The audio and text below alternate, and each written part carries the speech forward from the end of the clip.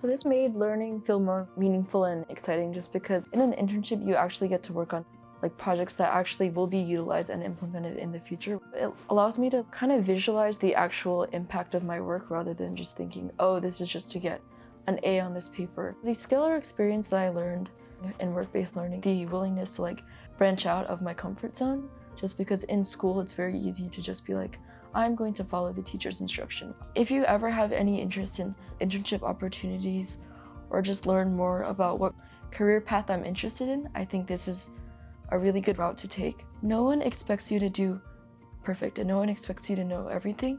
So I think right now it's the perfect time to branch out and just learn more. Businesses can gain from working in this program. They get insight into the younger generation. Hands-on experience is always the #1 thing to determine, do I actually want to do this? I think it's good that FCPS invests in a program like this for all of their students just because the goal of schools is to have their students grow in as many ways as possible.